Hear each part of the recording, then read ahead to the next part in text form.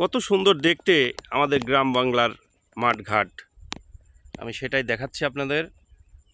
দেখেন, এটা কলার বাগান, কলার বাগানের পাশে পুকুর। একজন ভদ্রলোক পুকুর পাড়ে হেঁটে বেড়াচ্ছে, আমি দেখতে পাচ্ছি। ভাই, আপনার সাথে একটু কথা বলবো, যদি একটু আপনি এদিকে আসেন ভাই, প্লিজ।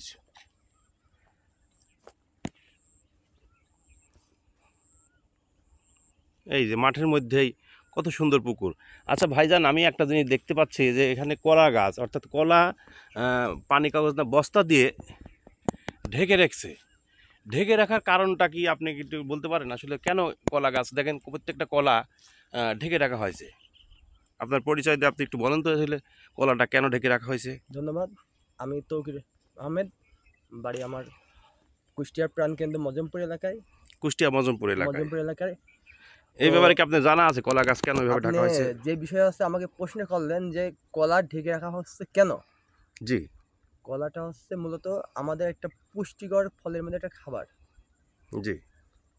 আর এই খাবারটাকে সুন্দরভাবে পরিচর্যা করে যাতে তারা উৎপাদন করতে পারে, আর সেই ফলটা যাতে আমরা মানে নিঃসন্দেহে মানে ভেজাল মুক্ত আর কেমিক্যাল মুক্ত বা কোনো ওই পোক পাকালে আছে যা পাখি বা বিভিন্ন ওই পোকামাকড় যাতে ওর উপর বসে ওই স্পটে যাতে না পড়ে, সেজন্য ওই যারা কলা গাছ এখানে লাগাই যারা চাষ করছে তারা আছে তাদের নিজের ব্যক্তিগত মানে খুব পরিশ্রম করে পরিচর্যা করে এই কলাটাকে এভাবে ওই প্লাস্টিকের বস্তা দিয়ে আপনার এটা কাভার মতন করে আটকে রাখছে যেন করে এটা মানে নিরাপদ থাকে, ভালো থাকে, এবং সেটা আমাদের খাওয়ার জন্য সেটা খুব মানে ভালো উপযোগী হয়ে তখন দাঁড়াবে তখন।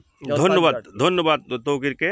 উনি একটা গুরুত্বপূর্ণ কথা বলছেন যে কলা যদি ঢেকে রাখা হয় তাহলে পশু পাখির উপদ্রব থেকে রক্ষা পাবে এবং কোনো রোগ শোক হবে না। সেক্ষেত্রে কলাটা ঢেকে রেখে উৎপাদন করলে ভালো হয়। তো এখানে আর একটা জিনিসও দেখতে পাচ্ছি আমি, পেঁপে গাছ। পেঁপে গাছগুলোও কেন বস্তাতে ঢেকে রাখা হয়েছে? এটাও মনে হয় একই বিষয়, সেটা হচ্ছে যাতে পশু পাখি খেতে না পারে, সেই জন্য ঢেকে রাখা হয়েছে।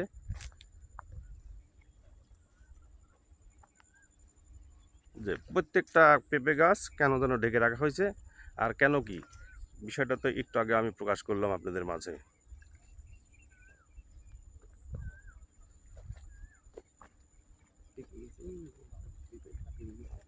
হ্যাঁ, কিছু পেঁপে পাকাও দেখা যাচ্ছে। জি, পেঁপে আসলে একটা পুষ্টিকর, কাঁচাও খাওয়া যায় সবজি হিসাবে, পাকাও খাওয়া যায়।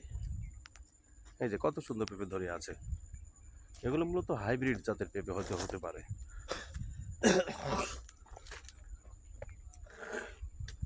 জি প্রিয় দর্শক, গ্রাম বাংলার প্রকৃতির দৃশ্য এই পর্যন্তই।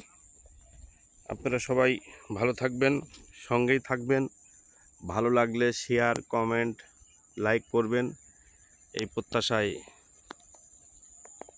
ধন্যবাদ সবাইকে।